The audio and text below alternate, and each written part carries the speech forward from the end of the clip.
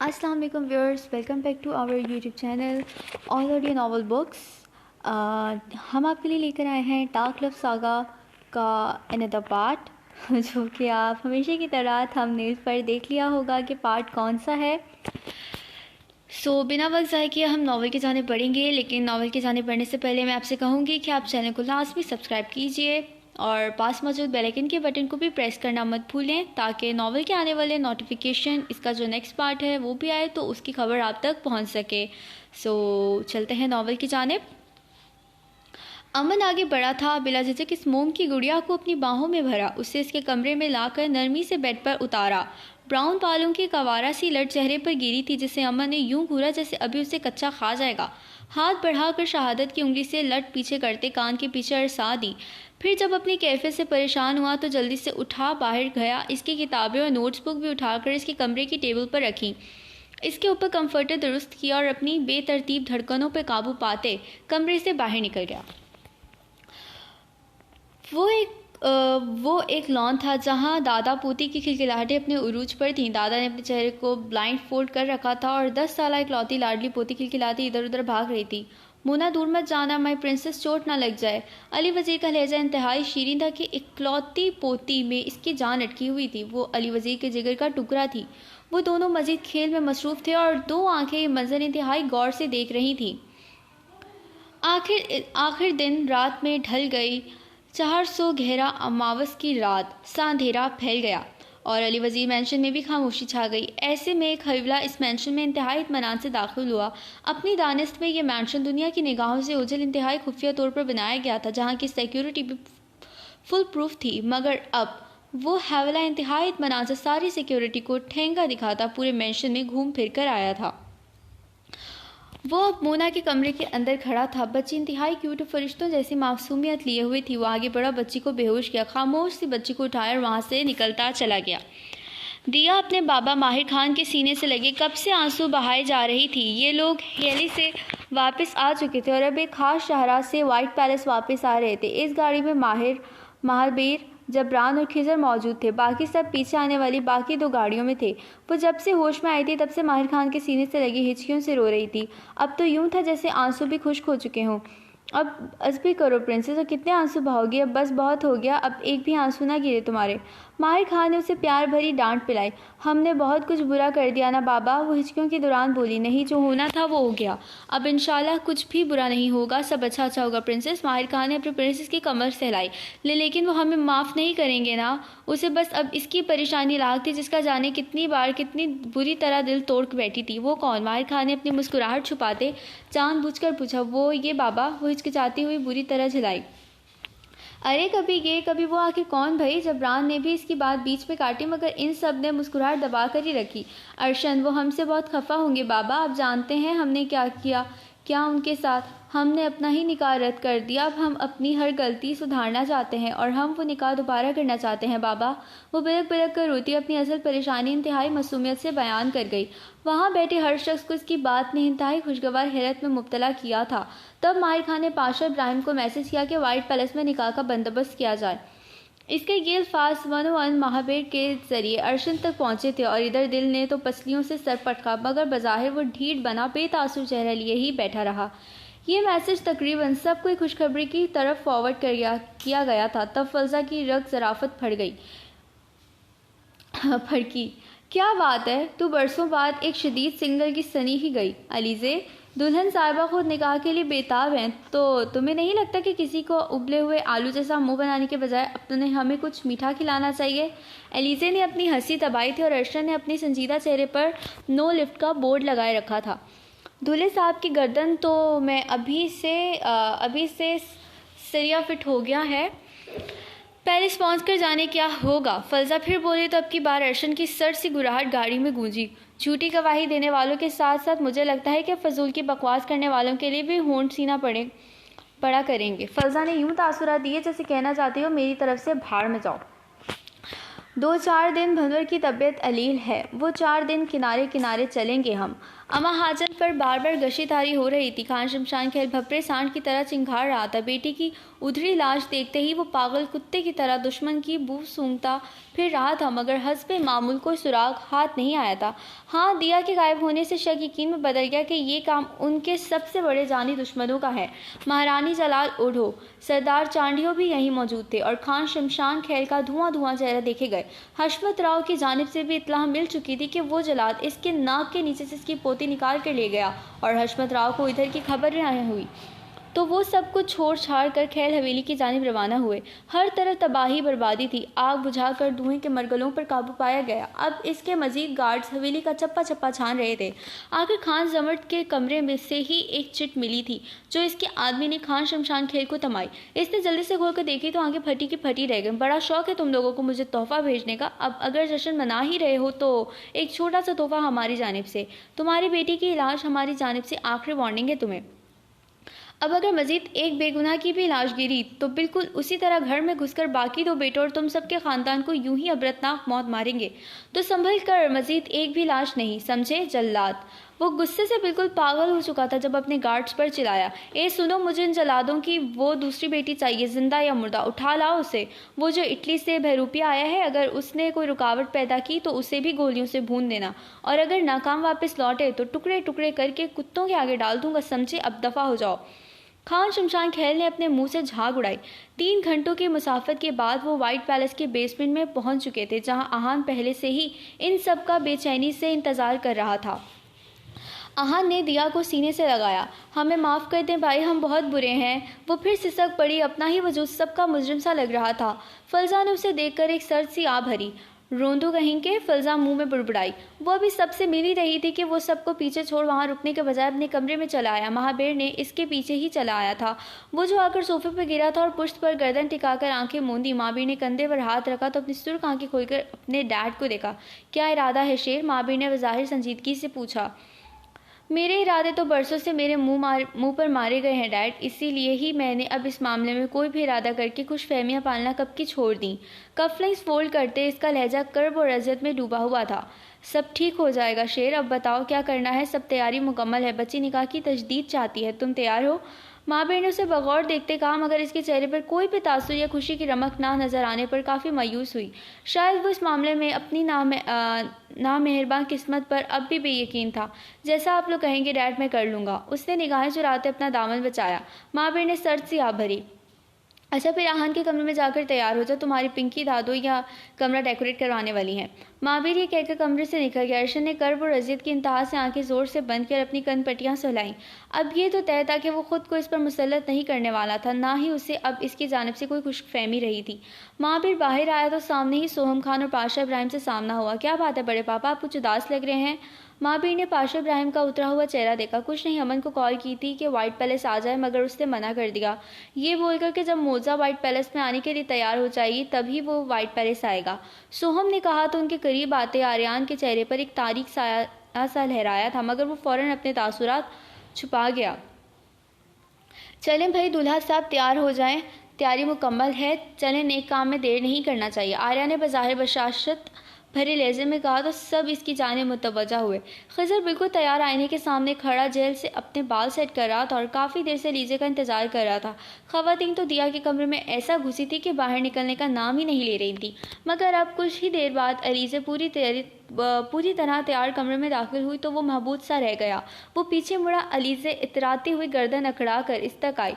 आखिर अपनी तैयारी पर फुल कॉन्फिडेंस था कि ये तैयारी अगले बंदे को और ख़ास कर इसको चारों शाने चत कर देने वाली है।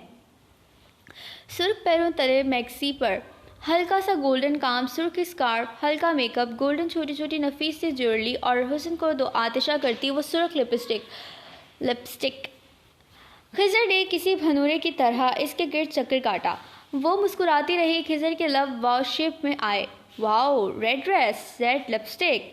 खिज़र ने कुछ ऐसे आ भर कर कहा कि वो सरशार सी हो गई, मगर फिर इसके अगले अल्फाज पर झांक की तरह बैठ जाना पड़ा।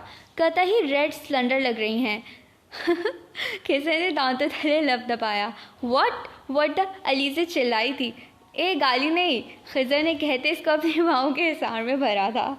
इधर तो अरमान ही टूट गए। प्रोग्राम क्या हुआ?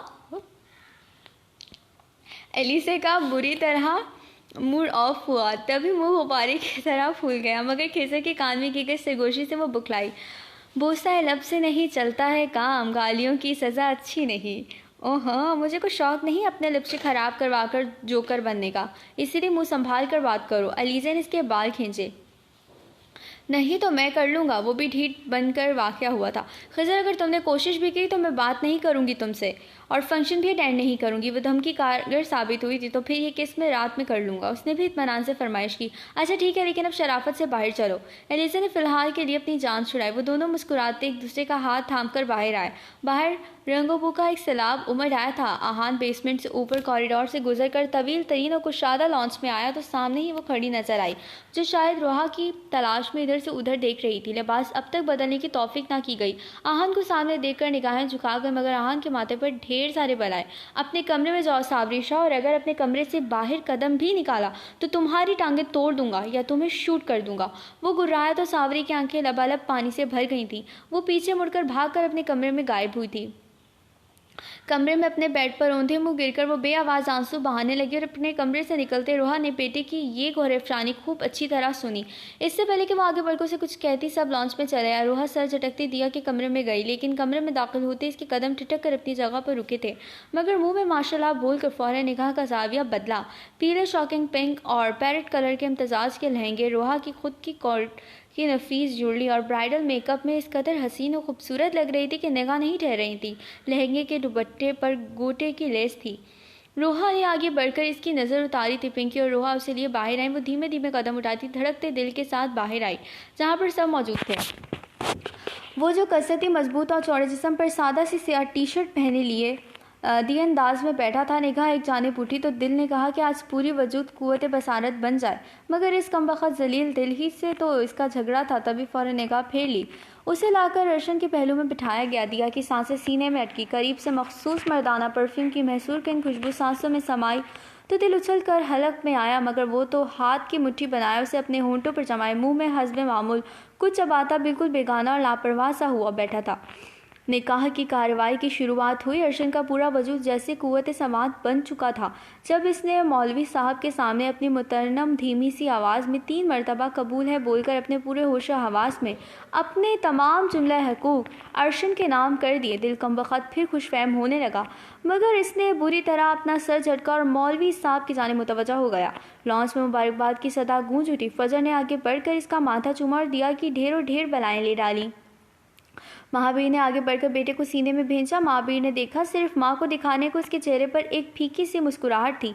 पीना, अलीज़ा और फजा ने लॉन्च मनी को लोगों के साथ मिलकर एक तूफान बदतमीजी सा बर्पा कर दिया। अर्शन का फ़ोन रिंग हुआ था। अपने डैड को मखसूस इशारा करके वो फ़ोन पर बात करता वहाँ से निकलता चला गया। वाइट पैलेस में मौजूद हर कोई इन इशारों कोई भी इमरजेंसी होने से आशना था, मगर सिवाय दिया कि इसने इसे घूंघट के पीछे से ज़्यादा देख बुरी तरह पहलू बदला। सब वहीं मौजूद थे। आहान ने इधर उधर देखा। इसकी धमकी को मद्देनजर रखते वो कमरे से बाहर ही नहीं निकली थी। आहान के दिल को कुछ हुआ, मगर अभी वो इस कमबख्त दिल पर बड़ा सा पत्थर रखने वाला था। बेचैनी हद से सवा हुई तो वो यूं ही लॉन्च से बाहर निकल आया। आहान सपाट सा चेहरा लिए बाहर गार्डन में बैठा। ये वाइट पैलेस का बैक यार्ड्स है, जहाँ पर सफ़ेद रंग की कुर्सियाँ और टेबल सेट रखा गया था जो अम्ब्रेला शेप में था। आहान भाई कुर्सी पर वहशत ज़दा सा चेहरा और तनी रगे लिए बैठा था, जबकि वो मासूम सी शक्ल बनाए भीगी पलकों से अपने बचपन की चाहत को ऊपर अपने कमरे की खिड़की से देख रही थी। आज वो गुस्से में उसे क्या बकवास कर रहा था कि सावरी शाह को शूट कर देगा। बकवास कर रहा था। वो हर किसी से शूट नहीं कर सकता। एक मरतबा बचपन में उसे लगा था कि सावरी शाह की इसकी वजह से चोट पहुंची है, तो वो कई बरस रातों को सो नहीं पाता था। इस वाक़े के डरावने ख्वाब उसे नींद में डराया करे थे।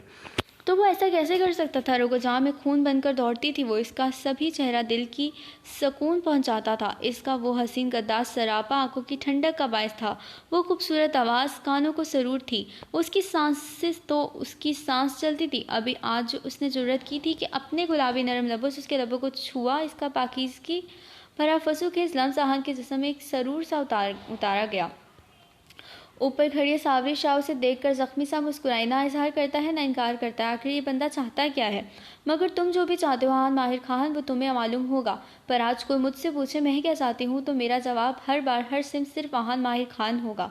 आहान माहिर खान, क्योंकि ये तो तय है कि जितनी मोहब्बत इस दुनिया में मैं सावरी आहान माहिर तुमसे करती हूँ ना, इतनी मोहब्बत कोई नहीं करता होगा। और अब मेरा अकीदा सिर्फ तुम्हें चाहना है, तुमसे मोहब्बत करना, खुद को तुम्हारे इश्क के रंग में रंग डालना है। और तुम देखना, तुम्हारे अंदर से इस गम और गुस्से को ख़त्म करके मैंने तुम्हें मोम की तरह पिघलाना दिया तो मेरा नाम भी सावरी आहान माहिर खान नहीं। वो दिल में बुड़बुड़ाती पुख्ता इरादा बांध रही थी, नाक से गैर मरई मक्खी उड़ाती लापरवाही से मुस्कुराई, क्योंकि तारी गवाह थी, अगर वाइट पैलेस के जलादों को कोई मोम की तरह पिघला सकता है तो वो सिर्फ उनका इश्क। आहान के दिल बेचैन सा था, उसे लगा था वो समझ जाएगी कि वो गुस्से में बोल गया है, मगर वो अपने कमरे से बाहर ना निकलकर उसने इसे बेचैन कर दिया था। आहान ने झटके से एक ज़रब लगाकर टेबल को गिराया था। टेबल कर गिर्द रखी कुर्सियां उसकी ज़रब लगने से ज़मीन बूस हुई, जबकि बाहर रोहा जो इसी की तलाश में बाहर आई थी, अपने साहबजादे के करतूत देखकर लॉन्च की दहलीज से उछली थी। उफ हरी बला, इससे क्या हुआ है अब? मिजाल है कि कोई एक औलाद मुझ पर गई हो, सिवाय दिया के ये दोनों आफतें अपने बाप पर चली गई हैं। मिजाल है कोई एक हरकत माँ से अडॉप्ट की हो इन्होंने। इसको देख लो, बाप की तरह ग्रीन मॉन्स्टर बना रहता है। वो झुंझुलाती उसके पास चली आई, जो सर हाथों में गिरा कर बैठा था। तभी कंधे पर बहुत नरमी से हाथ रखे उसे पुकारा। आहान। कंधे पर एक मेहरबान सा लम्स महसूस करके सर उठा, सामने अपनी जन्नत को खड़ा देख गुस्सा झाग की तरह बैठा था, आंखों को ठंडक पहुंचाने वाला। अगर इस दुनिया में कुछ चेहरा था तो वो उसकी माँ का ही था, जिससे वो बेपनाह मोहब्बत करता। वो माँ को देखकर उसके पहलू में मुँह छुपा गया। क्या हुआ मेरी हरी बला को? रूहा ने शरारत से छेड़ा, उसके घने बालों में हार फेरा था। मामा आप भी यार प्लीज़। ओके हरी बला नहीं तो सब राकेश बोल दूँ? अब की बार वो खुलकर मुस्कुराई थी, क्योंकि जानती थी उसकी लाडली और अनोखी बहू से सब राकेश ही बुलाया करती है। वो माँ के मुँह से अल्फाज सुनकर बेहद बुखलाकर पीछे हटा और माँ को देखा, जो चेहरे पर मेहरबान मगर शरीर से मुस्कुराहट लिए खड़ी थी। अब उनका क्या कसूर था? बेचारी बेजान कुर्सियां उन्हें क्यों गिरा दिया? रूहा ने इसका ध्यान बटाया। कुछ नहीं मामा, बस वैसे ही कुछ केस हैं जिनकी टेंशन है मुझे। उसने सफ़ेद झूठ बोलते माँ को टालना चाहा। चल हट बदमाश, झूठ मत बोलो, बताओ क्या हुआ है मेरे प्रिंस को? वो उसके बाल बिखेरते हुए पूछने लगी, जबकि गुस्सा तो शदीद था जो वह सावरी को यूं धमका रहा था। रूहा को उसका ये अंदाज बिल्कुल भी पसंद ना आया। ये उसकी परवरिश ना थी। पता नहीं वो अपनी अजीब कैफियत से परेशान था। आहन मैं तो बेस्ट फ्रेंड हूँ तुम्हारी, बताओ क्या हुआ है? और तुम जानते ही हो मुझे कि हमेशा तुम्हारे दिल की बात तुम्हारी आंखों से पढ़ लेती हूँ। अब बताओ, आपकी पागल बहू ने मेरा दिमाग ख़राब कर रखा है। मामा मैं पागल हो जाऊँगा या वो पागल कर देगी मुझे? वो दांत पीस कर बोला, बकवास बंद करो अपनी आहन माहिर खान। माहिर की रूह या शेरनी बेदार हुई थी, शायद तभी अपनी प्रिंस पर चलाई थी। मामा, आहन ने बेयकीनी से माँ को देखा, जबकि रोआ उसे तेज नजरों से घूर रही थी। वो माँ के अदब में निगाहें झुका गया। बेशक ये सबसे अलग असीले भड़कते शोलों से जलाद बनते फिरते थे, मगर अपनी माँ बाप की तरबियत और उनका एहतराम सबसे अव्वल तरीन दर्जा पर रखते थे। मजाल है कि उनमें से कोई भी माँ बाप के आगे एक लफ्ज़ भी बोल जाए। मामा प्लीज़ यार, आप बिल्कुल परेशान ना हो, मैं सब कुछ ठीक कर दूंगा, मुझे वक्त दें। आहन तुम्हारी हिम्मत कैसी उसके साथ ये सलूक करने की? तुम मुझे बताओ, उसे लायदगी की धमकियां देते हुए तुम्हारी जुबान क्यों नहीं लड़खड़ाई? और अब ये सलूक की धमकियां मैं तुम्हारी टांगें तोड़ दूंगी। आहन माहिर खान, तुम इसे मारोगे, इससे पहले मैं तुम्हारा मुंह तोड़ दूंगी। मामा। आहन ने बेयकीनी से माँ को देखा, जिन्होंने कल की आई हुई अपनी इस नकचड़ी बहू के लिए बेटे को साइड पर ही लगा दिया था। वो जेलिसी में जल भूनकर कबाब हुआ। मामा क्या आप इस कल की आई लड़की के लिए? आहन के सारे लफ्ज़ मुंह में रह गए जब दोबारा रूहा धाड़ी थी। कल की आई लड़की? हाँ, तुम तो मुझे ये बताओ कि कल की आई वो लड़की तुम्हारे लिए इतनी क्यों ज़रूरी है? क्यों इसके जाने से अंगारों पर लूट गए थे? क्यों इतनी तकलीफ़ हुई थी तुम्हें? रूहा के सवालात पर वो चलसा हो गया। पागल आदमी, मोहब्बत में मोहब्बत की तकलीफ देने से तुम्हें राहत क्यों मिल रही है? फिर उसे अकेला कमरे में बंद करके क्या मिल रहा है? मैंने उसे जस्ट वाइट पैलेस की दहलीज पार करने से रोका है, कमरे तक महदूद रहने को नहीं कहा। झूठ नहीं बोलो आहन माहिर खान, ये तुम्हारे मुंह के अल्फाज हैं कि इस कमरे से बाहर निकली तो तुम्हारी टांगें तोड़ दूंगा। रूहा ने फिर से उसे डपटा। आहन ने फटी फटी आंखों से माँ को देखा। ये भी अपने चलाद की जालिम चलादनी ही है, वो महज सोच ही सका। क्या मैं जान सकती हूँ कि तुमने ये सब क्यों कर रहे हो? जब मर्जी से दोनों का निकाह हुआ है, मोहब्बत करते हो तो सब क्या तमाशा है? मामा वो मेरे कहने मना करने के बावजूद अपने इस कुत्ते दादा के साथ इस दहलीज को पार करके मेरी मोहब्बत के, मेरे मान पर, जो मुझे इस पर था, मेरे एतमाद पर तमाचा मार कर गई। बहुत गलत किया मामा, उसने वो सर्द लहजे में बोला। रोहा ने उसे बाजू से थाम कर अपनी जानिब घुमाया और उसकी जानिब देखा। आहन अगर तुम उसे इसके माँ बाप से दूर करोगे तो बहुत बड़ा जुल्म करोगे। तुम्हें कोई हक नहीं उसे इसके माँ बाप से दूर करने दो। वो ऐसे घर में पैदा हुई है, इसमें इसका क्या कसूर? वो बेकसूर है। और बताओ इस सब में उसकी माँ का क्या कसूर? मामा, मैंने उसे किसी से मिलने से नहीं रोका। जल्द या बदेर मैं उसे इसके माँ बाप से मिलवा देता, मगर वो हशमत राव उसे जानती है ना आप, वो जलील इंसान जो ऐसी अपनी पोती जैसी 1000 लड़कियों को अपने पाँव तले रोन चुका है, कई मासूम बच्चियों की जान ले चुका है। मैं इस पर एक सेकंड का भी एतबार नहीं करना चाहता था, तो कैसे उसे आसावरी सौंप देता? और मेरा डर मेरे सामने आ भी गया। वो जलील शख्स मेरी बीवी का निकाह करवाने वाला था किसी से, आहान माहिर खान की बीवी का। वो और भी बहुत कुछ बोल रहा था। उम्र भर खड़ी वो ये सुनकर कांप उठी थी। आंखों में फौरन से नमी आई थी। वो जो उसके आइडियल थे, जो उसका मान थे, जो उसका गरूर थे, आज उनकी सच्चाई जानकर वो उनसे रेजा रेजा हुई थी। अपनों की हकीकत से अंदर से तोड़ा था वो। इतने साल एक धोखे की ज़िंदगी जी रही थी, मगर उससे अगर किसी ने ज़िंदा रखा था, जिसने इसका मान, इज्जत, गरूर कायम रखा था, वो था नीचे बैठा शख्स। चलो जो भी हुआ आहान, उसे भूलने की कोशिश करो। तुम्हारी अपनी सगी बहन की मिसाल तुम्हारे सामने है। जो उसे सिखाया गया, जिसके दिमाग में भरा गया, उसे वही सच लगा। असावरी ने तो फिर कई बरस अपनों के बीच गुजारे, अपने ख़ानदान के बीच। ये सब उसे भी नहीं मालूम था। तो अगर दिया कसूरवार नहीं तो असावरी भी नहीं। तुम्हारे डैड तुम्हें बुला रहे थे, तुमने खाना नहीं खाया तो देखने चली आई। अब जल्दी से अंदर आकर खाना खा लो। रोहा बोलकर रुकी नहीं, बल्कि अंदर चली गई, जबकि सावरी जो बालकनी से सारा मंजर देख रही थी, वो भोजल कदमों के साथ अंदर चली गई। आहान अब सुकून का सांस खारिज करता अंदर की जाने बढ़ा। सुबह मोजा की जल्द आंख खुल गई। वो जानलेवा अंगड़ाई लेकर बेदार हुई थी। अंगड़ाई लेते बाजू फिजा में थम से गए। उसे याद आया कल रात वो सोफे पर ही सो गई थी, फिर यहाँ अपने कमरे में बेड पर कैसे? इससे आगे सोचते से झुरझुरी सी आई थी। तभी सर झटक कर उठी और कपड़े लेकर वॉशरूम में बढ़ गई। फ्रेश होकर बाहर आए तो अपार्टमेंट में कोई भी नहीं था। वो शायद जा चुका था। मोजा ने बेख्तियार ही इधर उधर देखा, बेजार सी शक्ल बनाई। अब ब्रेकफास्ट कौन बनाएगा और कौन खाए? इसीलिए वापस अपने कमरे में जाने वाली थी जब किचन में से अलार्म की आवाज़ आई। वो मुतजस्सिस सी होकर किचन में गई तो वो डाइनिंग टेबल पर रखा अलार्म था, जिसे इसके क्लास में जाने के वक्त से थोड़ी देर पहले का सेट किया गया था। टेबल पर गरम गरम ब्रेकफास्ट बिल्कुल तैयार था। मोजा हैरान हुई थी। वो शायद अभी कुछ देर पहले ही निकला था। उसने अब खामोशी से ब्रेकफास्ट किया और वापस कमरे में आई। सोच की सोई बस एक ही जगह अटकी हुई थी। वो तैयार होकर जल्दी से क्लास के लिए निकली।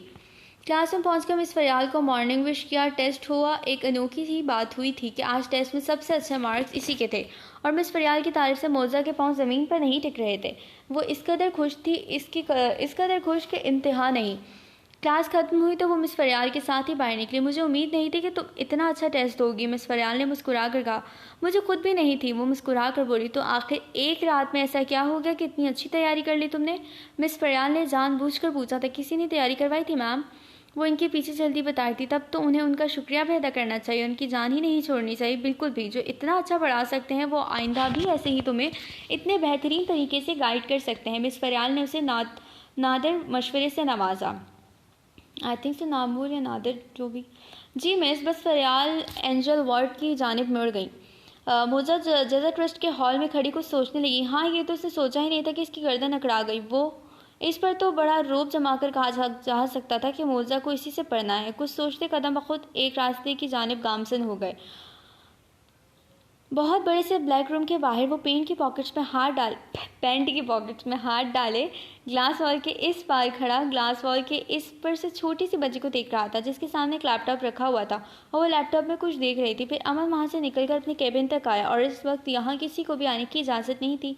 अमन अपना मोबाइल फ़ोन पॉकेट से निकाल कर इसमें से एक मंजर देखा। मंजर देख उसे सुकून मिला था। अली वज़ीर मैंशन में एक करबला बरपा था। अली वज़ीर फूट फूट कर रो रहा था। पुलिस इस घर का चप्पा चप्पा छान चुकी थी, मगर कोई सुराग हाथ नहीं लगा था। अभी अभी पुलिस वहाँ से निकली थी और अमन को इसी बात का इंतजार था। तब उसने अपने चेहरे पर मास्क लगाकर अली वज़ीर के नंबर पर एक वीडियो कॉल की थी। वो जो झुके कंधे लिए फूट फूट कर रो रहा था, अपने फ़ोन पर एक अननोन नंबर देख बुरी तरह चौंका। ये कॉल किडनैपर की भी तो हो सकती थी। तभी जल्दी से गैस कर ली। कैमरा ऑन हुआ, मगर सामने अंधेरे के सिवा कुछ नजर न आया। कौन है? मुन्ना तुम्हारे पास है ना? जल्दी बताओ मुझे, कौन हो तुम? अली वज़ीर चिल्लाया। अमन आर्यन पाशा, याद है? अली वज़ीर, तुम्हारा फेवरेट स्टूडेंट, जिसके आइडियल टीचर थे तुम। अमन की भारी सरसराती आवाज़ फ़ोन में से सामने वाले को सुनाई दी तो अली वज़ीर को यूं लगा जैसे वो बेजान हो जाएगा।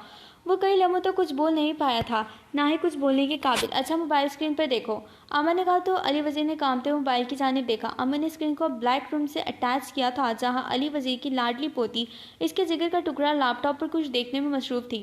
कैमरे में लैपटॉप की पुष्ट पर सिर्फ एप्पल का साइन नजर आ रहा था और इनकी पोती का खौफजदा सुर्ख चेहरा। आज अली वज़ीर का एक घनावना फेल इसके मुंह पर मारा गया। अच्छा, तुम्हें क्या लगता है मूना इस लैपटॉप पे क्या देख रही होगी? अमन की आवाज़ पर वो जो जलजलों की जिद में आ चुका था एकदम होश की दुनिया में वापस लौटा। नहीं अमन, आर्यन पाशा वो मासूम है, वो बेकसूर है। अगर बदला लेना है तो मुझसे लो, मेरे टुकड़े टुकड़े कर डालो, मगर उसे छोड़ दो, वो अभी 10 साल की मासूम बच्ची है। अली वजीर गिड़गिड़ाया। मोजा भी सिर्फ 10 साल की थी, वो भी मासूम थी, और मैं भी। हम भी तो मासूम और बेकसूर बच्चे थे अली वजीर, मगर तुम्हारी गंदगी से भरी और घिनौनी साजिश के भीतर चढ़ गए। मगर अब फिक्र मत करो, तुम्हारी आखिर संवार रहा हूँ, क्योंकि जल्द या बदेर इंसान के घिनौने गुनाह उसके मुंह पर मारे जाते हैं, तो तुम्हारे काले करतूतों की सजा तुम्हारी पोती भुगतेगी। तुम इसी दुनिया पर एक अजाब भुगत कर मरोगे। सोचो, जब वो बच्ची वो वीडियो देखकर जो तुम मुझे दिखाते थे किसी के सामने अपना आप पेश करेगी, कम उम्र में ही क्या उसे क्या बन जाएगी, तो क्या होगा। अमन ने मोबाइल फ़ोन पर देखा जहाँ अली वजीर अपने दिल के मकाम को मसलता ऊँधे मुँह ज़मीन पर गिरा। अमन तलखिया मुस्कुराया और फ़ोन बंद कर दिया। फ़ोन बंद करके पॉकेट में रखा। वो जिससे बात करने आई थी ये सब देख और सुनकर टांगे कांपने लगी, अपने होंठों पर हाथ रख अपनी चीखें दबाने लगी। अमन को कुछ गैर मामूली महसूस हुआ तो माथे पर बेशुमार बल आया। आखिर किसकी हिम्मत हुई थी किसके मना करने की, यहाँ रुक करने की। आगे बढ़कर देखा तो सामने से दीवार से लगे थर थर कांपते देख इसका दिल धक से रह गया। जजा, अमन ने बेयकीनी से उसे देखा तो अपना जबड़ा भेजकर अपने कैबिन के अंदर चला आया। इसने अपनी कनपट्टियों को सिलाया था। वो जो बाहर अपनी चीखें दबाने की कोशिश कर रही थी, शोला जवाला बनी कैबिन के अंदर दाखिल हुई थी। मोजा ने अपने हाथ की पुश्त अपने होंठों पर रख अपनी सिसियां दबाने की कोशिश की। अंदर दाखिल हुई तो वो सुर्ख शोलों से भड़कती निगाहों समेत दोनों हाथ अपने टेबल पर जमाए सर झुकाए खड़ा था। वो सिसियां दबाते आगे बढ़ी और आगे बढ़कर उसके गिरेबान दबोच कर अपने रूबरू किया। आप ऐसे कैसे कर सकते हैं? वो लहजे में बेयकीनी लिए बमुश्किल ही पूछ पाई। इसका पूरा वजूद यूं कांप रहा था जैसे जलजलों की जिद में था। अमन ने कर्ब और अजियत से इसको तड़पते देखा। आप ये चाहते हैं कि कोई मासूम मौजा बन जाए? हनूस इसका गिरेबान दबोचे आज वो इसकी आंखों में आंखें डाले सवाल पूछ रही थी। अमन ने बेहद नरमी से इसके गिर्द अपना बाजू माइल किया। शहादत की उंगली और हाथ के अंगूठे से नरमी से इसकी ठोड़ी को थाम कर आंसू भीगा चेहरा ऊपर उठाया। जजा, मैं बस एक मर्तबा तुम्हारे मुंह से सुनना चाहता हूँ, क्या तुम्हें अब भी लगता है कि मैंने ऐसा कुछ किया होगा? इसका सवाल मुकम्मल होने से पहले यकीन से बड़े ही मकान के अंदाज में मोजा ने बच्चों की तरह नफी में सर हिलाया। अमन को लगा इसकी ज़िंदगी भर की रियाजत कबूलियत का मरहला तय पा गई। दिलो जहाँ में एक सर्द और लतीफ़ सा जज्बा सरायत कर, तो फिर आओ मेरे साथ। अमन ने नरमी से इसकी कलाई थामी थी और खामोशी से उसे लिए कुछ ऐसी राहदारियों से गुजरने लगा जहाँ का तसव्वुर भी कभी मोजा ने नहीं किया होगा। वो बस इसके साथ पीछे खींची चली जा रही थी और साथ इसके पुरुष को देखे गई। वो अब अंदाज़ा लगा चुकी थी कि वो उसे कहाँ ले जा रहा है। मुख्तलिफ राहदारियों से गुजर कर वो सीढ़ियाँ उतरकर जेरे ज़मीन उतरे थे। वो उसे हाथ थामे बड़ी सी ग्लास वॉल के उस पार लिए खड़ा था। ये वो जगह थी जहाँ से मोना की पुष्ट नज़र आ रही थी और वो लैपटॉप में क्या देख रही थी वाज़ेह तौर पर नज़र आ रहा था। वो कोई ऐसे इस्लामी सबक आमूज़ कार्टून कहानी थी जिसमें बच्चों को हेवन और हेल का तस्वुर समझाया जा रहा था, और यकीनन जब वो खौफज़दा हो रही थी तब हेल दिखाया जा रहा होगा। और इसी वक्त अमन ने वो वीडियो कॉल की थी। ग्लास वॉल के इस पार इस कमरे में अकेली मोना नहीं थी, बल्कि फेरी वार्ड की 3-4 बच्चियां और भी थीं जो एक दूसरे से कदर दूर बैठी वो लेक्चर ले रही थीं। मगर वीडियो में सिर्फ मोना पर फोकस किया गया था। मेरे दिल में जो कुरान मजीद का नूर महफूज है, मैं ऐसा किसी बेगुनाह मासूम के साथ करने का सोच भी नहीं सकता। जजा बस अपने मुजरिम को ये एहसास दिलाना चाहता था कि उसने हमारे साथ क्या किया। अमन ने करब अमेज लहजे में कहा। मोजा मोना का मासूम चेहरा देखकर बेतहाशा रोई गई। ये इनके इस दुश्मन की बेटी थी जिसने इन दोनों की ज़िंदगी बर्बाद कर दी थी, और आज इन दोनों में ही इतनी हिम्मत ना बन पड़ी कि इस मासूम जान को अपने इंतकाम की भीना चढ़ा दें। आज आज मोजज़ा का वो स्कूल का ज़माना सब याद आया। अपना एक दोस्त भी याद आया। वो दोस्त काफ़ी मासूम और प्यारा था, बहुत मुखलिस केयर करने वाला, अपनों पर जान छिड़कने वाला, इसकी मामूल से चोट पर तड़पने वाला। कैसे वो दोनों बर्बाद हुए, कैसे इनकी पूरी ज़िंदगी इस एक आदमी की घिनौनी सोच की नज़र होकर बर्बाद हुई, कैसे उन्होंने तड़प तड़प कर और सिसक सिसक कर अब तक की ज़िंदगी गुजारी। ये कैसी ज़िंदगी थी जिसमें वो दोनों ढंग से मुस्कुरा भी नहीं पाए। वो जब से वापस लौटा था तब से मोजा ने कभी इसको मुस्कुराते हुए ना देखा था। वो भी तो इसी जैसा था। अगर इस वाक़े से वो बर्बाद हुई थी तो वो कौन सा आबाद या खुश था? वो दोनों एक जैसे ही तो थे, या शायद एक ही थे। मोजा ग्लास वॉल से सर टिका कर बेतहाशा रो दी। आंखों से माजी की तल्ख तरीन अज़ियतनाक यादें सिर रवा बन कर बह रही थीं। अमन की आंखें भी नम थीं। तब उसने झिझकते हाथ बढ़ाकर इसे कंधों से थाम कर इसका रुख अपनी जानिब किया। रो मत मोजा, प्लीज़ डोंट डू दिस। तकलीफ़ होती है मुझे इन आंसुओं से। सब ठीक हो जाएगा, मैं वादा करता हूँ। अपनी आखिरी सांस तक की कोशिश करूँगा कि कोई भी मासूम दूसरी मोजा ना बन पाए। I promise to you. Aman ने झिझकते हुए अपने हाथ से इसकी गाल से एक मोती चुन लिया। फिर इस सदी का सबसे अजीब वाक़या मोजा के दिल में जाने क्या है कि वो अपने बेतहाशा करीब खड़े शख्स के सीने से लगी फूट फूट कर रो दी। अमन सांस तक लेना भूल गया था। यूं महसूस हुआ जैसे इसने इसे छूकर पत्थर का बना दिया हो। अमन ने अब की बार बिला झिझक मगर आहिस्तगी से इसके गर्द अपने बाजू हमायल किए। अगर खुशबख्ती की कोई शक्ल थी तो आज अमन को अपनी बाहों में भरी महसूस हुई। इसने आंखें मूंद कर कुर्बत ये लम्स, इसका एहसास अपनी रूह में उतारा था। मोजा के आंसू उसकी शर्ट में जज्ब हुए थे। अमन के चेहरे पर सुकून था और दिल पुकार रहा था, मैं ऐसी राह पर निकला कि मेरी खुशबख्ती तमाम उम्र मेरी खोज में भटकती रही। रूहे मन, कुछ लोग ऐसे होते हैं ना जिनकी नज़र उतारने का दिल करता है, बिल्कुल तुम्हारे जैसे होते हैं वो लोग। तुम्हें पता है तुम्हारी आंखें कितनी प्यारी हैं और तुम्हारी आवाज़ मुझे बेहद पसंद है। तुम्हारा वजूद मेरी ज़िंदगी है, ज़िंदगी का हासिल है। तुम्हें देखकर, तुम्हारी मुस्कुराहट को देखकर, तुम्हारी आंखों को देखकर सदके जाने को जी जाता है। रोज़ वो ख्वाब में आते हैं गले मिलने को, मैं जो सोता हूँ तो जाग उठती है किस्मत मेरी। शायद अमन की गिरफ्त में सख्ती आई थी, तभी मोजा जो बेआवाज़ आंखें बंद किए आंसू भाई थी, पट से आंखें खोल दी। मोजा की आंखें अपने ही जुर्रत भरे उस अजीब अख्ताम पर हैरत से फैल गईं। वो एक झटके से इससे दूर हुई, उसे हैरत से देखे गए। अमन भी चौंका था। वो उसके सभी मासूम बेदाग चेहरे को देखा, मगर अब की बार जो इसकी निगाहों में लू देते जज्बों की तपिश थी। मोजा बहुत बुरी तरह घबरा कर कानों तक सुर्ख पड़ गई। वो निगाहें झुका कर वहाँ से वापस की राह भागी। मोजा अमन ने उसे पुकारा था, मगर वो रुकी नहीं थी। मोजा ने शर्म और हया से सुर्ख पड़ते अपने बेख्तियार और बेसाख्तगी पर अपने लब बुरी तरह कुचले, मगर उसे क्या मालूम था कि मंजर किसी ने कैमरे की आंख से देखा और खुशखबरी जंगल में लगी आग की तरह फैलकर कम अज़ कम अमन का जीना हराम कर देगी। खिजर आफत की सूरत में वाइट पैलेस में सब खाना खाने में मशगूल थे। अर्शन जो किसी काम के सिलसिले में बाहर गया था, अब फिर अंदर दाखिल हुआ। दिया जो कि सामने बैठी अपने बाबा से मुस्कुरा कर बातें कर रही थी, उसे देखकर निगाहें झुका गई। अर्शन ने जानबूझकर इसकी जानिब देखा ही नहीं, इसलिए कि कहीं दिल की बेख्तियारी अब उसे फिर से रुस्वा न कर दे। उसने अहान को इशारा किया और अहान ने खिजर को। लॉन्च में मौजूदगी सब लोग चौंके थे, मगर अर्शन ने बाकी सबको तसल्ली देने वाले अंदाज में इशारा किया।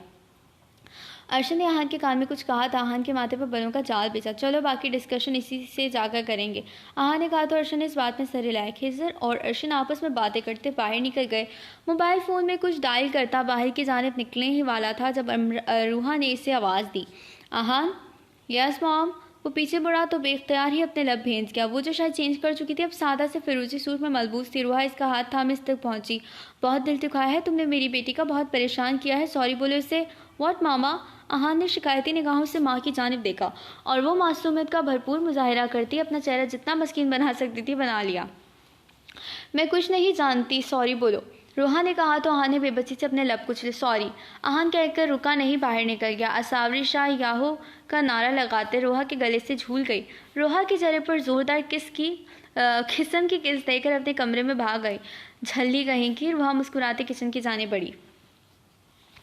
अहान बेतहाशा खतरनाक तेवर लिए अंदर से बाहर निकला था। भारी बूटों की आवाज़ वाइट पैलेस के लाउंज से ड्राइववे की जानिब जाती सुनाई दी। सब्ज़ कई जमी आंखों में एक ठहराव, एक सर तासु था जिससे सामने वाले थर थर कांप उठते थे। माथे पर शिकनों का जाल।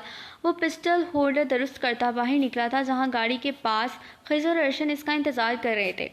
वो इन तक पहुंचा था। वो जो धड़कते दिल के साथ उसे जाता देख रही थी, लपक कर अपने कमरे में मौजूद बालकनी में आई। इसने बाय बाय के इशारे से पहले अहान के पीछे खड़े गार्ड्स को अपनी जानिब मुतवज्जह किया। पहले तो गार्ड भौचक्का सा पागल मैम साहब की जानिब सवाली निगाहों से देखी गया। असावरी अहान खान ने गार्ड को इशारा किया था कि वो अपने साहब को इसकी जानिब मुतवज्जह करे। गार्ड ने पसीने से शराबोश बच्चों की तरह जोर जोर से नीवी में सर हिलाया। अब इस हरी बला से कौन अपना थोबड़ा तोड़वाए। असावरी की जानिब वर्षन और खिज़र मुतवज्जह हुए थे जबकि अहान की इसकी जानिब पीठ थी। असावरी ने वही इशारा खिज़र को किया कि अहान को इसकी जानिब मुतवज्जह करे। अब चलो, मेरा मुंह क्या देख रहे हो खिज़र? इस हरी बला की सरसराती आवाज़ पर खिज़र चौंका था जबकि अर्शन ने दांतों तले लब दबा लिया। वो भैया आपको भाभी बुला रही हैं, खिज़र ने मस्कीन सी शक्ल बनाकर कहा। व्हाट? अहान शॉक्ड स्टेट में पीछे मुड़ा था। बस असावरी ने उसे फ्लाइंग किस दी थी। अहान इस बेबाकी पर भौंचक्का से उसे देखने लगा। खिज़र और अर्शन ने हंसी दबाते पीठ मोड़ी थी जबकि गार्ड भी सर झुका गए। साफ लग रहा था वो हंस रहे हैं। आपको भाभी से मुलाकात करके आनी चाहिए थी भाई, खिज़र ने कहते दांतों तले लब दबाए। शट अप खिज़र, वो धाड़ा। वो हलूस इत्मीनान से साफ चिढ़ाते हुए फ्लाइंग किस दिए जा रही थी। What the hell, silly stupid mad girl. Ahaan इसकी बेबाकी पर दांत पीसते इसके होश ठिकाने लगाने वापस मुड़ा था। वो वहां से गधे की सर से सींग की तरह गायब हुई। अहान जब तक रूम में आया वो हिफ्स मातकदम के तौर पर वहां से गायब होकर कहीं छुप गई थी। अहान ने रूम और रूम से बाहर हर जगह उसे देखा मगर वो कहीं ना मिली। क्या हुआ है, इसे किसे ढूंढ रहे हो अहान? रूहा की आवाज़ पर से सर सी आवरी। किसी को नहीं मामा, वो कहता फिर सर झटकता बाहर निकल गया। रात गए तक मनी की शागिर्दों ने वाइट पैलेस में उधम चौकड़ी मचा के रखी। दिया को उसके कमरे में रूहा और फजर छोड़ गई थी। दिया का दिल कानों में धड़क रहा था। रात के 11 बजे थे। फिर वो बैठी काफ़ी देर तक इंतज़ार करती रही, मगर वो बेमहर शख्स ना आया। आज इसने तय कर लिया था कि इससे माफ़ी मांग लेगी। जैसे भी बन पड़ा जी खड़ा करके उसे मना लेगी, मगर वो तो इसे सिरे से फरामोशी कर बैठा था। इसको नज़रअंदाज करते, इसके वजूद की नफी करते, वो खुद शायद इससे अपना बदला लेने के लिए पैलेस से गायब ही था। नींद आंखों से रूठ गई। रात के 2 बज चुके थे और अब तो इस पर बैठे बैठे नींद की गनूदगी छाने लगी। रात के 2 बज चुके थे। फजर को मालूम था कि कुछ गड़बड़ है, तभी कमरे में इधर उधर चकराती फिर रही थी। माँ बेड जो कि अपने लैपटॉप में बिजी था, एक नज़र उठाकर उसको देखा। फजर, वो बच्चा नहीं है, कोई ज़्यादा ज़रूरी काम होगा तभी बाहर है, नहीं तो इस वक्त अपने कमरे में मौजूद होता। माबिर ने उसे समझाना चाहा, और ये बात तो आप भी अच्छी तरह जानते हैं माबिर कि आपके बेटे को अपनी ज़िंदगी में दिया से ज़्यादा ज़रूरी चीज़ या कोई काम हो ही नहीं सकता। मैं देख रही हूँ वो जानबूझकर इसके साथ ऐसा कर रहा है, शायद इससे बदला लेने को। क्या आप नहीं जानते? फजर ने तिलमिलाकर कहा। मेरा जवाब तो तुमने अपने सवाल में ही दे दिया जिया। वो लैपटॉप शिफ्ट शट डाउन करता उठा था और इसके करीब आकर इसके कंधों के गिर्द बाजू हाई किए। जब अच्छी तरह जानती हो कि मेरे बेटे को दिया से ज़्यादा कोई इंपॉर्टेंट हो ही नहीं सकता, तो फिक्र क्यों करती हो मेरी जान? वक्ती नाराज़गियाँ और गलतफहमियाँ होती हैं जो वक्त के साथ मोहब्बत करने वाले खुद ही सुलझा लेते हैं। डोंट वरी, सब ठीक हो जाएगा। माँ बेटे ने फजर का कंधा सहलाकर उसे तसल्ली दी। जी सही कह रहे हैं आप। अच्छा, मैं दिया को देख कर आती हूँ, कहीं परेशान ना हो। फजर ने कहा तो उसने इस बात में सर हिलाया। फजर अपने कमरे से निकल कर इसके कमरे तक आई। दरवाज़ा खोला तो वह दरवाज़ा खोलकर अंदर दाखिल हुई तो अजीब सी सबकी शर्मिंदगी का एहसास हुआ। वो बेचारी अब तक बेड पाँव से लगी बैठी इसके मुंतज़िर नींद में झूल रही थी। गधा, नलायक, बेगैरत, फजर ने दिल में उसे बेहस को कोसा था। फजर बेड तक आई थी और इसके कंधे पर हाथ रखा तो वह हड़बड़ा कर उठी। दिया मेरी बच्चे, तुम चेंज करके सो जा, आराम करो। अर्शम को फ़ोन आया था, उसे एक बहुत ज़रूरी काम था तो वो आज घर नहीं आ पाएगा। फजर ने झूठ बोला कि बगैर तो फ़ोन नहीं उठा रहा था। जी मामा, हम सो जाते हैं, इसने अपनी सुर्ख आंखों की नमी छुपाते हुए कहा। मगर ये कर्ब आमेज़ नमी फजर की ज़िरिक निगाहों से छुपी ना रह सकी थी। बहरहाल वो दरवाज़ा लॉक करती अपने कमरे में चली गई। इस कम मायगी और जिल्लत के एहसास से दिया अपने हाथों में चेहरा छुपाकर फूट फूट कर रोई थी। गम और गुस्से का एक तूफान सीने में उठा और बेड से उतरकर बेतहाशा शानदार तरीके से तैयार किए गए मसहरी के सुर्ख और गुलाब नोच नोच कर ज़मीन पर फेंकने लगी। अपने खुद का वजूद का दुपट्टा जुड़ली भी इसके अताब से बच ना पाई थी। वो भी नोच कर कमरे में जा बजा फेंकती। तब गुस्से से बिलक बिलक कर रोते ड्रेसिंग की तमाम चीज़ें ज़मीन पुस करके अपना गुस्सा निकाला। हमें नफरत है आपसे और आप इसी काबिल हैं। वो मसहरी के दरमियान ऊंधे मुँह गिर कर बेआवाज़ आंसू बहाने लगी। मोहब्बत के बेशुमार दावे करने वाले ने आज इसकी कस कदर नाकदरी की थी कि वो बिलबिला कर रह गई। रोते रोते वो कब गहरी नींद में गई उसे पता ही ना चला। अमन, खिजर, अर्शन और अहान जिजा ट्रस्ट के बेसमेंट में मौजूद अब समाया केस डिस्कस कर रहे थे। कल मुकदमा हायर होने वाला था। दुश्मन में एक खलबली सी मच जानी थी, तो वो लोग एहतियात के तौर पर कुछ ज़रूरी पॉइंट्स डिस्कस कर रहे थे। रात के 11 बज चुके थे। सब कुछ डिस्कस करने के बाद वो लोग वापस जाने के लिए उठे थे। खजर जो कि मौलाना वाला सीन अपने मोबाइल की स्क्रीन पर देख चुका था और वो सबको सेंड भी कर चुका था, मुकम्मल संजीदगी ओढ़े बैठे अमन की जानिब बाहें फैलाकर खड़ा हुआ था। अच्छा, अब जाने लगे हैं यार, तो भाई के गले तो लग जाओ। खजर ने कहा तो अमन टस से मस ना हुआ। मैंने कोरोना का टेस्ट करवाया है, वो पॉजिटिव भी आ सकता है, तो मुझसे 6 फीट की दूरी पर ही रहो। अमन ने बड़े सीरियस अंदाज में झूठ खड़ा था तो वो तीनों कहकर लगाकर हंस पड़े। कहीं इस कोरोना का नाम जजा तो नहीं जो तुमसे लिपटी तो तुम खुद दूसरों से 6 फीट के फासले पर रहने वाले हो। अब खिजर ने खुले आम छेड़ा तो वो बुरी तरह गड़बड़ाया था और अब मशकूक निगाहों से खिजर को देखा। यकीनन उन्होंने इधर भी नज़र रखी हुई थी। खिजर, मैं तुम्हारी आंखें निकालूंगा। अम्मा ने खड़े होकर उसे गुद्दी से पकड़ा था तो बिलबिला उठा। अरे मुझे भाभी आप, खिजर ने अचानक कहा तो अम्मा ने तेज़ी से उसकी गर्दन छोड़ दी। पीछे मुड़कर देखा तो कोई भी नहीं था। वो उसे चकमा देकर वहाँ से फरार हो चुका था। तब अर्शन और रहान भी वहाँ से उठ गए तो वो भी अपने अपार्टमेंट पे चला आया। मोजा अपने बेड पर लेटी तकरीबन 2 घंटे से कुछ सोच रही थी। बुक्स और बुक्स एक साइड पर रखी हुई थी। अजीब कसमबंदी से थी, पढ़ने को दिल भी नहीं चाह रहा था। मुसलसल किसी के बारे में सोच रही थी। सोचते सोचते अचानक उसे ख्याल आया कि वो काफ़ी देर से किसके बारे में सोच रही। तो घबरा कर करवट बदल ली और आंखें बंद की, मगर जब बंद आंखों के पर्दे पर भी एक संजीदा सा चेहरा दिखा तो घबरा कर उठी बैठी और जल्दी से अपनी बुक्स और नोटबुक शराफत से खोल ली। मतलब ये अपनी लाइनी सोचों से बचने के लिए राह फरार इख्तियार किया था। रात के तकरीबन 11:15 बजे का वक्त था जब उसे बाहर से बैरूनी दरवाजे के खुलने और बंद होने की आवाज़ आई। वो सीधा अपने कमरे में गया था क्योंकि उसे किसी के कमरे के दरवाजे की आवाज़ आई थी। वो कुछ सोच कर उठी और बुक्स और नोटबुक उठाकर कमरे से बाहर निकल आई। इसके कमरे के दरवाजे तक आकर रुक गई। वो जो अपना कोट उतार रहा था, कुछ गैर मामूली महसूस होने पर हैरत ज़दा सा पीछे मुड़ा। मोजा ने दरवाजे पर हल्की सी दस्तक दी थी। अंदर वो तेजी से दरवाजे तक आया, उसे खोलता चला गया। सामने ही वो खड़ी अब फजूल में अपना माथा मसलने लगी। अमन ने इसकी जानिब देखा तो वह निगाहें झुका गई। वो मुझे पढ़ना था, उसने बिला झिझक कहा था। अमन ने बेकीनी से उसे देखा। ओके, बाहर बैठो, मैं आता हूँ। मोजा बाहर आकर सोफे पर बैठी। कुछ ही देर में सादा सियाह ट्राउज़र टी शर्ट पहनकर बाहर चला आया। फिर वो काफ़ी देर तक उसे पढ़ाता रहा। आज वो इसके साथ एक ही सोफे पर बैठी थी और पूरी तवज्जो से वो जो समझा रहा था समझे गई। रात का 1 बज गया था। वो भी चमाइयाँ लेने लगी। बस अब मुझे नींद आ रही है। मोजा ने बस करने का ऐलान किया तो मगहम सा मुस्कुराया। ओके, आराम करो जाकर, अमन ने कहा तो अपनी किताबें नोटबुक समेट कर अपने कमरे में चली गई। अमन भी सरशार सा अपने कमरे में चला आया। जल्दी से कंफर्टर में घुसकर मोजा ने सोने की तैयारी की। कुछ देर बाद की बात थी। अभी ठीक तरह से आंख न लगी थी कि खिड़की की जानिब से कुछ सरगोशियों की आवाज़ आने लगी। मोजा ने पट से आंखें खोली और हादसा होकर गौर से सुनने लगी कि आया कोई है तो नहीं। इसका वहम बिल्कुल नहीं था। वाकई खिड़की की जानिब से सरगोशियों की आवाज़ आ रही थी।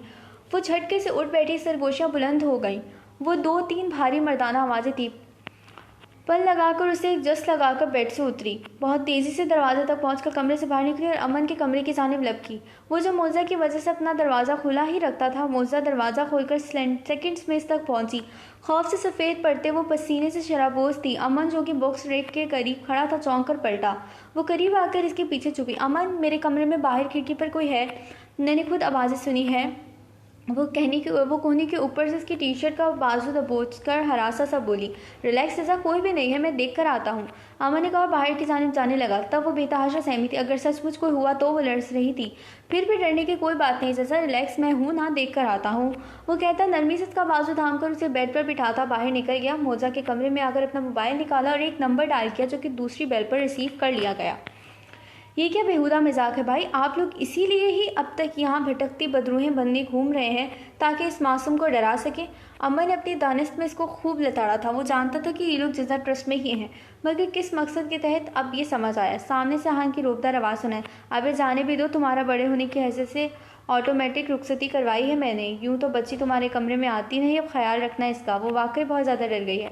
अमन बुरी तरह झुंझुलाया। मगर भाई, अगर मगर कुछ नहीं, वो जितना तुम्हारे करीब रहेगी इतना ही बेहतर तौर पर तुम्हें समझेगी। फ़ोन रखो और जाओ जाकर आराम करो, हम जा रहे हैं। अहान ने दोटों के पास में कहा और फ़ोन बंद कर दिया।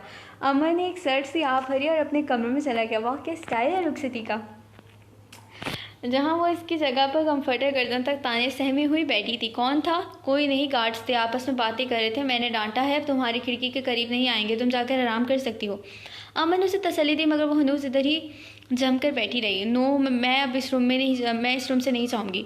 मोजा ने जाने से साफ इनकार किया। ओके, फिर रिलैक्स होकर सो जा, जैसा मैं इधर ही हूँ। अमन ने अलमारी से एक और कंबल निकाला, सोफे पर बैठते इसे कहा। वो इधर ही बेड पर अब नींद दराज हुई थी, मगर बेचैन सी थी। अमन इसकी जाने मुतवज्जा न होते हुए भी अपनी तमाम तर हसासियत से इसकी की जाने मुतवज्जा था। अमन, एक कमज़ोर से कांपती आवाज़ सुनाई दी तो अमन अलर्ट हुआ। मोजा, क्या बात है, कुछ चाहिए? अमन ने पूछा। मुझे डर लग रहा है। मोजा ने बेबसी से कहा। रिलैक्स रहो, मैं तिलावत कर रहा हूँ, तुम सोने की कोशिश करो। अमन ने कहा तो मोजा ने आंखें मूंद ली। अमन ने तिलावत शुरू की। अभी सूरत वाक़या आदि भी ना हुई थी कि उसे इसकी भारी सांसों की आवाज़ सुनाई दी। वो गहरी नींद में सो चुकी थी। अमन ने उठकर शुक्राना अदा किया और इसके लिए आज वो बगैर किसी झिझक या डर के इसके कमरे में मौजूद थी। बाहर वो तीनों ही वापस जाने के लिए निकले थे, मगर खिज़र इब्राहिम हाउस जाना चाहता था। आहान ने अपने अपार्टमेंट जाने से पहले अर्शन को सख्ती से ताकीद की थी कि वो वाइट पैलेस चला जाए। गए रात तक सड़कों की खाक छान कर वो थका हारा सा वाइट पैलेस पहुंचा था। रात का तीसरा पहर अपने इख्तिताम पर था। जब अर्शद भूजा से कदम उठाता कमरे में दाखिल हुआ तो कमरे का हशर नशर देख इसके लबों ने एक जख्मी से मुस्कुराहट को छुआ। वो जो परसों से इंतजार और अकेलेपन की अज़ियतें बर्दाश्त कर रहा था, मैडम की एक रात में ही बस हो गई थी। सुर्ख और पिंक गुलाब के फूलों की लड़ियाँ नोच कर ज़मीन पर फेंकी हुई थी, अपनी ज्वेलरी पर उतार कर जा बजा फेंकी हुई थी। ड्रेसिंग की चीज़ों का हशर नशर करते उन्हें ज़मीन बोझ किया गया था। दिया ने अपना सारा गम व गुस्सा कमरे की चीज़ों पर निकाला था। वो लाख खुद को समझाकर यहाँ तक घसीट कर लाया था कि इसकी जाने मुतवज्जा नहीं होना, मगर ये आज की बात थोड़ी थी। ये तो बरसों पुरानी बात थी। एक अजीब सी कशिश थी, एक मकनातीसी जो अर्शन महाबेर हफीज़ को इसकी जानिब खींचती थी, तो वो कच्ची रोड से बंदा खींचा चला जाता था। मोहब्बत की तशनालबी ने जान सूली पर लटका रखी थी और फिर बकौल मौलाना रूमी के, जिसको प्यास होती है वो मटके और मश्क पर नजर नहीं रखता, वो पानी को देखता है। आज इसकी निगाहें भी तो अपनी अना नाराज़गी को भुलाए इसी मोहब्बत के पंखड़ की मुतलाशी थी, और कुछ यूं भी आज इसकी रात बहुत खास थी। सो एक लपक सी थी जिसने इसके वजूद से हर इख्तियार खो दिया। तभी वो धीमे कदम उठाता बेड तक आया। नाराज़गी से झलाते इसने शायद बेडशीट को भी नोचने की कोशिश की थी। तभी चॉकलेट ब्राउन मखमली शीट सिल्वर ज़्यादा सी थी। वो बेड पर तकरीबन ऊंधी लेटी थी, तकिए के गिर्द बाजू लपेटे हुए थे, चेहरा तकिए पर था, खूबसूरत पुरकशिश चेहरे पर आंसू के मिटे मिटे निशान थे। साविया निगाह बिल्कुल बदल गया था। दुपट्टा ज़मीन पर पड़ा अपनी नकदरी पर नुहा के ना था। खुद वो 3 रंगी लहंगे में बेड पर थी। जस्ट शॉकिंग पिंक चोली का पिछला गला काफ़ी गहरा, जिसे डोरी की मदद से पुष्ट पर सहारा दिया गया था। अर्शन की मखमूर निगाहें अब इसके कोमल नाजुक मखमली वजूद का अहाता कर रही थीं। सुर्ख आंखों की डोरियों में एक अलग सा सरूर और खुमार जागा था। तभी अपनी शर्ट के बटन खोलता अपनी शर्ट उतार कर एक चानी उछाली थी। इसकी पुश्त के बहुत करीब वो नीम दराज हुआ था। वो अब इसकी पुश्त पर झुका किसी घटा की मानद पूरा का पूरा उस पर छा गया। इधर जब अर्शन को महसूस हो गया कि वो जाग गई है तो अपनी इज्जतों का बदला लेने का जनून सर पर सवार हुआ तो बिल्कुल अचानक इसके कंधे पर अपनी शिद्दतें बिखेरी। दिया मछली थी मगर गिरफ्त इतनी आहानी थी कि इसकी बाहों में फुड़फुड़ा कर रह गई। वो पास नहीं आया था और यूं ही अपना जनून इस पर उतारने लगा। दिया ने सिसकी सी भरी, तब इसने ज़रा सा ऊपर होकर झटके से इसका रुख अपनी जानिब किया। अर्शन इसके नरम लब कब कपाए। वो उसे यूं शर्टलेस अपने करीब ये जारहाना तेवर लिए देख वो बुरी तरह से खौफजदा हुई थी, मगर वो कुछ भी कहे सुने बगैर अब इसकी गर्दन पर अपना जुनून दिखाने लगे। दिया की आंखों से आंसू निकलकर तकिए में जज्ब हुए। उसे कंधों से थाम कर झंझोड़ कर होश में लाने की कोशिश की। जब भी शिद्दत और इसका पागलपन भरा जुनून नाकाबिले बर्दाश्त हुआ तो दिया फूट फूट कर रो दी, क्योंकि वो शायद जानबूझकर उसे अजियत पहुंचा रहा था। अर्शन, आप हमें अजियत पहुंचा रहे हैं, वो घुटी घुटी भीगी आवाज़ में बेबसी से बोली। जो मैंने इतने बरसों से ये अजियतें बर्दाश्त की हैं, आई स्वेयर इनके सामने ये तो वो कुछ भी नहीं। इसकी कान के लोगों को दांतों से काटते हुए गंभीर सी सरगोशी थी जिसने दिया की जान निकाल दी। तुम्हारी हिम्मत कैसे हुई दिया मेरे कमरे का ये हशर करने की। अब की बार वो अपने हाथ से इसका जबड़ा दबोचकर धीमी आवाज़ में गुर्राया। और आपकी हिम्मत कैसे हुई यूँ नज़रअंदाज करके हमें छोड़कर जाने की। वो इसके सीने पर मुक्के बरसाकर रोते हुए पूछ गई। तब अर्शन ने इसकी कलाइयाँ दबोचकर तकिए से लगाई थी। तुम्हारे नाजुक और पाक साफ वजूद में इतनी हिम्मत है कि मुझ जैसे गंदे इंसान का जुनून बर्दाश्त कर सके। आज वो फिर इसे इसकी पिछली बातों का ताना दे चुका था जो शायद इसकी अना भुला नहीं पा रही थी। दिया की आंखों से सील रवा बह गया। वो भी तो सब कुछ भुलाकर इसका साथ कबूल कर चुकी थी, तो ये आखिर क्यों नहीं भुला रहा था। आप, अर्शन ने इसके लबों पर अपने लब रखकर इससे अगले अल्फाज चुन लिए थे। कलाइयाँ भी चूड़ियों की वजह से जख्मी हो चुकी थी। अर्शन ने बेबसी से इसकी कलाइयों पर खून की नन्ही नन्ही बूंदें देखी। तब उसे बाजू से खींचकर अपने करीब ही उठाकर बिठाया। वो बुरी तरह रोती, छोड़े हमें, बहुत बुरे हैं आप हमारे काबिल ही नहीं हैं। दिया ने इसका हाथ बुरी तरह झटका। दिया ने तो इसे इसकी बेहिसी की वजह से ऐसा बोला था, मगर दोनों के बीच गलतफहमी ने इनके रिश्ते को दीमक की तरह खोखला कर दिया। तभी वो समझा कि दिया ने फिर उसे इसके किरदार के बारे में बात की तो वो जख्मी सा मुस्कुराया। फिर तो मेरी जान, तुम्हें इस निकाह की तजदीद ही नहीं करना चाहिए थी। अब तो मजबूरन इसी गंदे और बुरे इंसान के साथ अपनी पूरी ज़िंदगी गुजारनी पड़ेगी। वो जबड़े भेज के कहता उठा था। साइड ड्रॉ से फर्स्ट एड बॉक्स निकाल कर बेड तक लाया, मगर वो रोती हुई पीछे खिसक गई। अर्शन का मीटर आज पूरी तरह घूम चुका था। अपने जज्बात पर काबू पाना नहीं आ रहा था, मगर इसके अल्फाज सीना छलनी कर चुके थे। तभी अर्शन ने बड़े जहराना तेवर लिए इसके पाँव से पकड़कर उसे अपनी जानिब खींचा। वो मजीद सहम गई। ये क्या कर रहे हैं आप, दूर हैं हमसे। दिया ने कहते अपना पाँव झटका था, मगर इसने बड़ी सरहद से इसका बाजू दबोचकर बाकी बची कुछ चूड़ियाँ एहतियात से निकाली।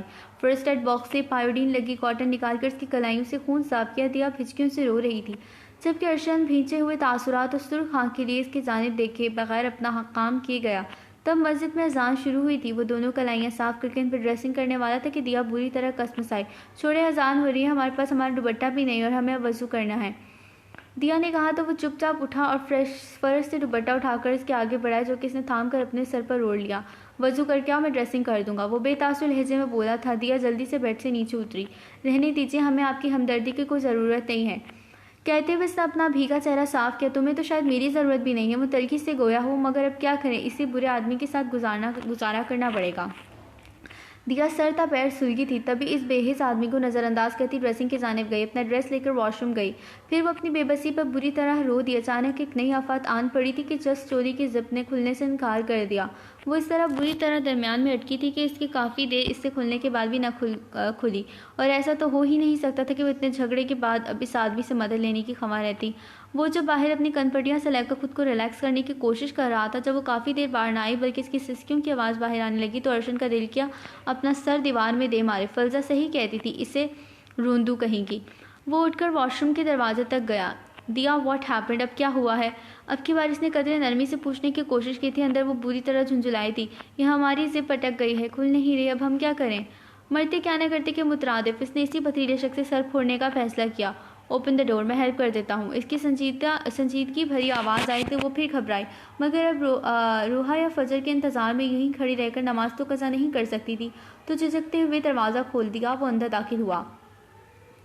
भीगे लहजे में की गई इस अनोखी मंतक पर अर्शन इसकी जानिब देख कर रह गया, मगर शराफत का मुजाहरा करते इसने आंखें बंद कर लीं। दिया ने घूम कर इसकी जानिब अपनी पुश्त की। अर्शन ने हाथ आगे बढ़ाए, दुपट्टे के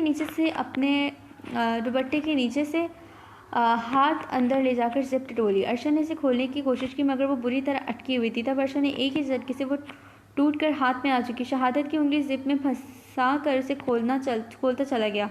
दिया की आंखें हैरत से फट गईं, झटके से मुड़ी और रुख इसकी जानिब किया, जिसने आंखें खोलकर उसे संजीदगी से देखा। हाँ, ये तोड़ती है आपने? इसके हाथ में जिप देख मुर्दा लाश देखकर चिल्लाई। तो क्या तुम इस लहंगे को फिर से पहनने के लिए संभाल कर रखने वाली थी? इसका लहजा मजाक उड़ाता सता हाथ में पकड़ी जिप एक जानिब उछाली। तो क्या नहीं रखने वाले थे हम? पिंकी दादू ने कहा, यह लिबास हमारे सुहाग की निशानी है जो कि आपने ख़राब कर दिया। वो कितना नाराज़ होगी हमसे कि हम ये लिबास तक संभाल नहीं पाए। वो फिर से रोने वाले मुंह बनाने लगी। अर्शन का दिल किया इस शगुफों पर अशश कर उठे।